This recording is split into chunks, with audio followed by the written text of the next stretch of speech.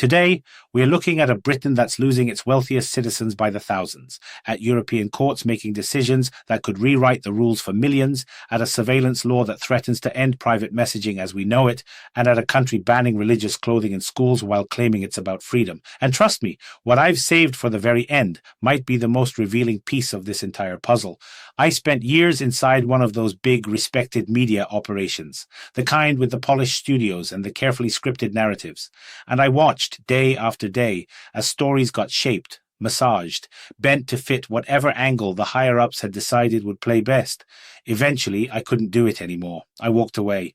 Now I'm independent, based here in Europe, and I tell you what's actually happening, not what someone wants you to think is happening.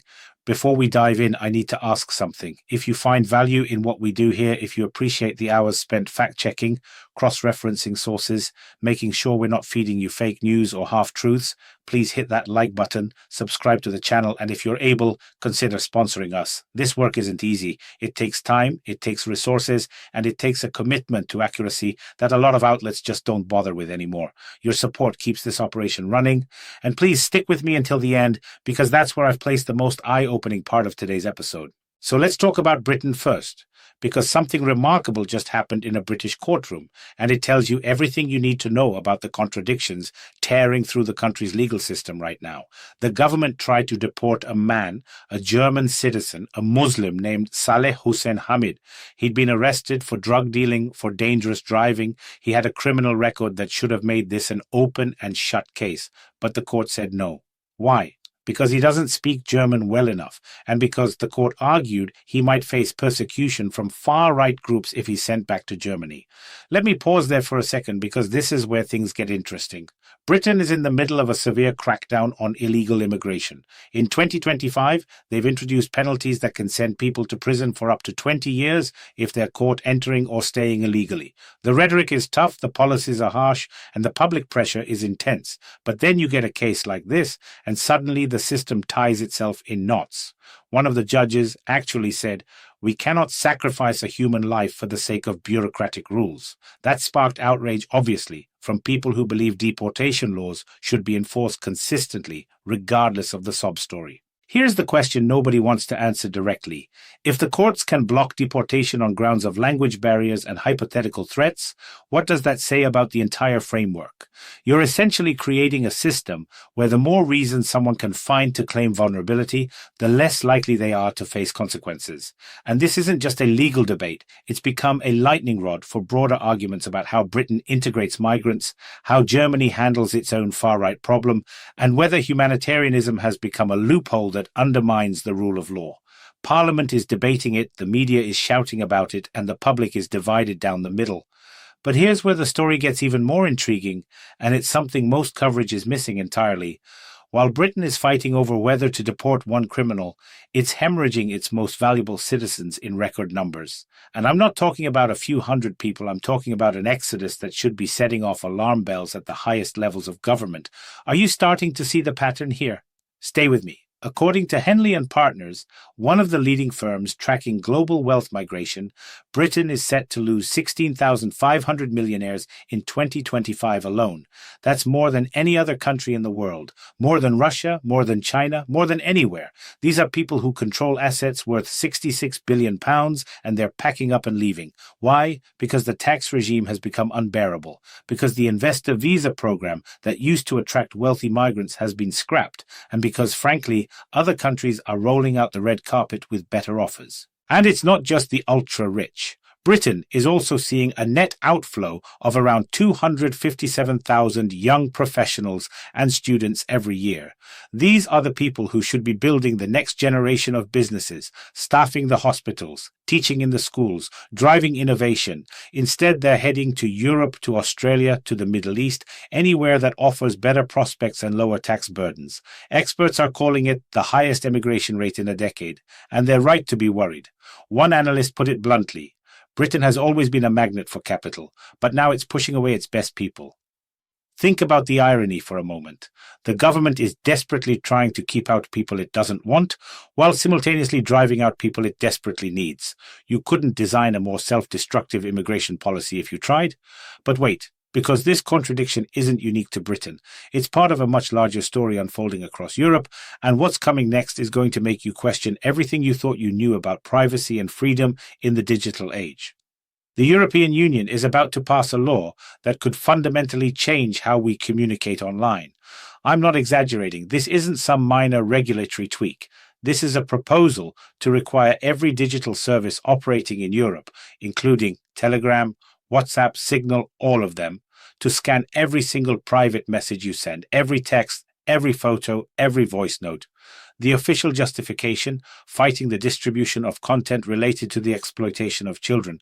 And look, nobody's going to stand up and say they're pro-exploitation.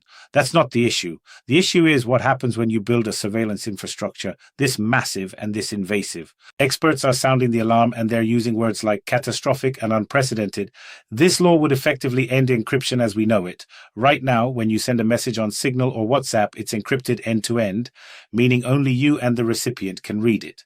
But if companies are required to scan every message before it's sent, that encryption becomes meaningless. You're essentially handing over your private conversations to a system that can read, analyze, and flag them without your knowledge or consent. And here's the kicker. The law doesn't require a judge's approval to access your messages. No warrant, no oversight, just automated scanning.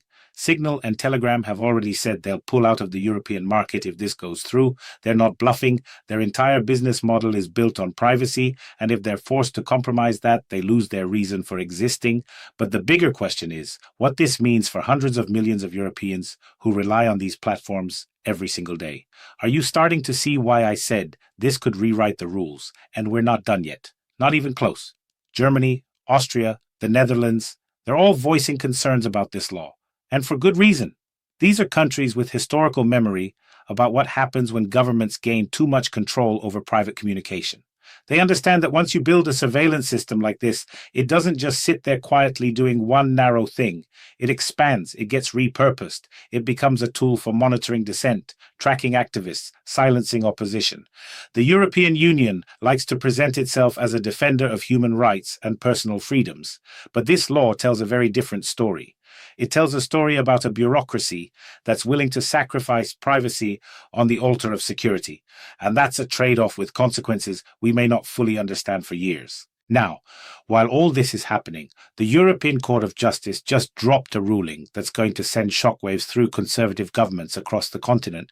And this one's about marriage, specifically same-gender marriage. The court has ruled that if a same-gender couple gets married in one EU country, that marriage must be recognized in every other EU country, even if those countries haven't legalized such unions domestically. Let that sink in for a second, because the implications are enormous. The case that triggered this ruling involved a Polish couple who got married in Berlin. When they returned to Poland, the government refused to recognize their marriage. Poland's laws don't allow for such unions, and the authorities there said they had no obligation to honor something that contradicts their own legal framework. But the European Court disagreed. It said that freedom of movement and the right to family life take precedence, and that means countries can't pick and choose which marriages they recognize based on domestic politics. This is going to infuriate governments in Central and Eastern Europe, places like Poland, Hungary, Romania, where traditional marriage definitions are deeply embedded in law and culture. And here's where it gets really complicated. This ruling doesn't force countries to legalize such marriages domestically. It just forces them to recognize ones performed elsewhere in the EU. So you end up with this strange patchwork where a couple can be legally married in one country, have that marriage ignored in another, but now, thanks to this court decision, they can demand recognition anyway. It's a legal minefield, and it's going to spark a wave of lawsuits from couples who've been denied recognition. Conservative governments are going to fight this tooth and nail, but the court has spoken, and EU law trumps national law in cases like this. What most people miss is that this isn't just about marriage equality. It's about the power dynamic between Brussels and national capitals, and who gets to decide what rights mean in practice. But let me take you to Austria now, because while the EU court is expanding rights in one area, Austria is clamping down hard in another. Starting next school year, the country is banning all Islamic headscarves, including hijabs and burqas, for girls under the age of 14. If parents violate this rule, they face fines of up to €800 or even administrative detention. The government estimates this will affect around 3,000 students, and as you can imagine, it's causing an uproar. The Minister of Integration, Claudia Placholm, insists This isn't about targeting religion.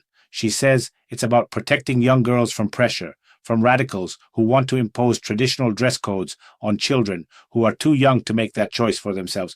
She frames it as a matter of child rights and integration into Austrian society.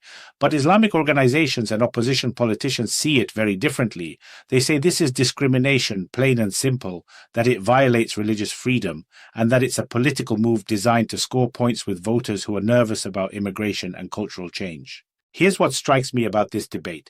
Both sides claim they're defending freedom. The government says it's freeing girls from coercion, while critics say it's restricting families' rights to practice their faith. And depending on where you stand, either argument can sound completely reasonable. But what's undeniable is that this law is going to deepen divisions. It's going to lead to protests, to lawsuits, to families feeling targeted by the state. And it's happening at a time when Austria, like much of Europe, is grappling with questions about how to integrate Muslim communities without erasing their identity, and how to uphold secular values without becoming intolerant. So let me pull all of this together, because these stories aren't random. They're threads in a much larger tapestry, and if you look closely, you can see the pattern. Britain is losing its best people while fighting over whether to deport criminals. The EU is about to sacrifice encryption in the name of safety. European courts are forcing countries to recognize marriages they don't want to recognize. Austria is banning religious clothing and calling it liberation. Every one of these stories is about the same fundamental tension.